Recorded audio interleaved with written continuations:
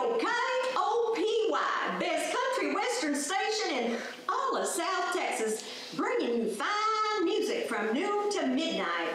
We're going to come back with some Conway Twitty. In the meantime, don't touch that dial. In our neighborhood, we are crouched by a radio looking for a new station. Our parents and grandparents called white people Los Americanos. But Mother, don't call them that. We're Americans too. We have names for white people besides Anglos, Gringos, Güeros, Gabachos, Bolillos, but their vocabulary and list of names for us is way more robust. They call us beaners, greasers, Mexicans, Spics, tacos, wetbacks. The word illegal was not yet in use. Sometimes in high school, we'd have words with each other and kids are likely to say, "Go back to Mexico." Pinches pendejos ignorantes. We were born here. Our parents were born here. Some of our familias have lived in this part of South Texas since before it was the United States. And I love words, and I was always curious about where do these names come from that we call each other, like the name Bolillo, petite French baguette, to refer to white people? Well, that term is rooted in the tumultuous years following Mexico's independence from Spain. In the mid-1800s, the French invaded Mexico and installed a monarch.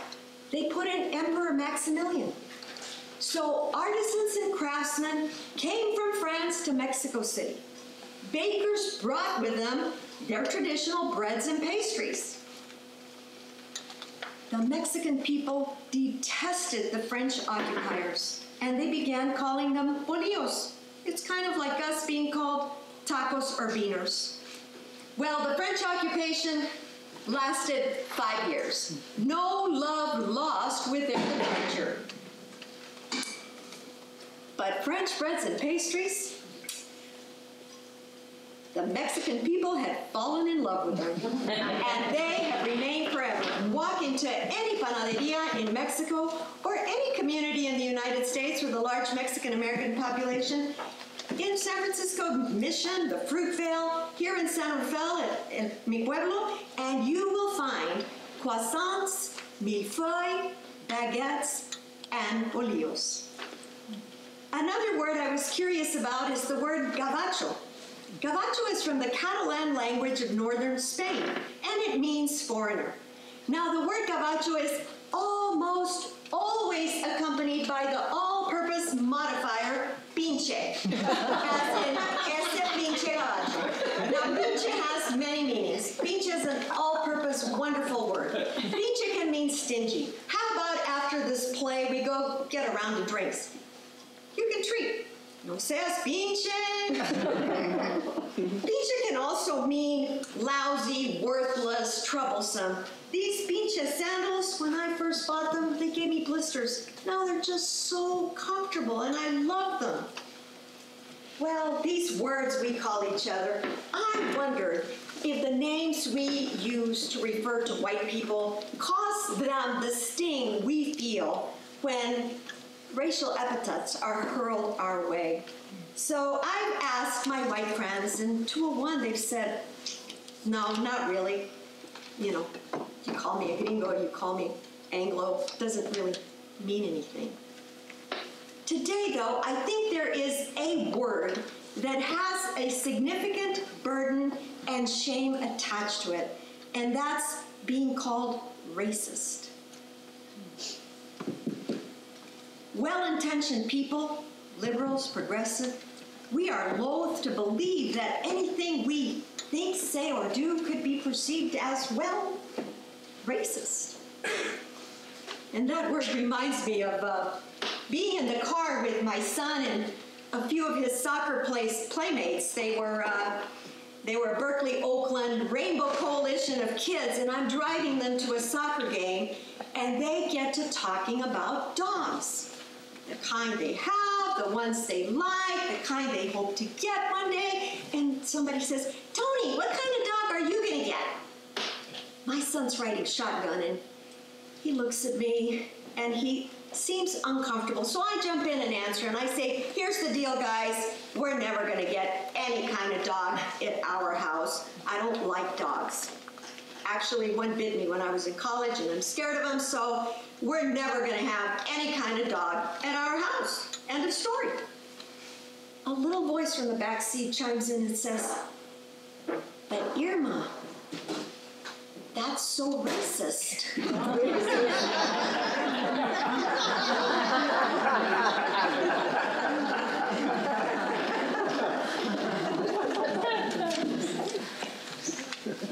Now, growing up, I did not like white people. Not that I really knew any. When I'm in about 4th grade, I go with my mother to Anthony's department store in downtown Alice because she's buying fabric to make our Easter dresses. And she's talking to the Anglo sales clerk and telling her what fabric to cut from which bolt. And I'm standing there by my mother, and I see 2 girls from the corner of my eye.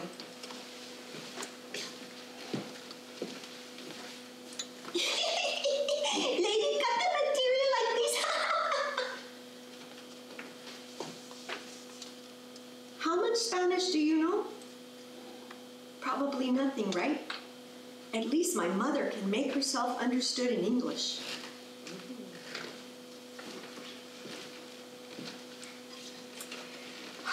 Gringas estúpidas. My junior year in college, I get my roommate assignment. Jody Wilson from Wisconsin. We're to share a 2-bedroom suite with 2 Mexican-American girls. Before Jody arrived in San Antonio, she'd never heard the words Anglo or Chicano. Now, Eva Maria and I sometimes lapse into speaking Spanish with each other. And back in high school, if kids heard us speaking Spanish, they're likely to say, "This is America! Stop talking Mexican, okay?" But our speaking Spanish didn't bother Jody. I love it when you guys speak Spanish. I think it's, well, groovy. This is 1969, the age of Aquarius. And Jody is my first white friend. And she begins to demystify white people. I learned that we have things in common. End of the spring, and here she comes back. Hi, there. We sing and dance together in our dorm room. We talk about the cute guys we like. She white boys, me Chicanos. And we dream about the kind of lives we want to have when we're real grown-ups. Eventually, I leave South Texas, and I disregard everything I've heard about sticking with my own. In matters of the heart, I become an equal opportunity romancer. And over the years, I fall in and out of love with men from my own group and others whose racial and ethnic background have nothing to do with mine. But I worried, if I married outside my group, would my community feel betrayed? And my mother's words rang loudly in my mind. Si quiere tanto a nuestra gente, ¿por qué se casó con una gringa?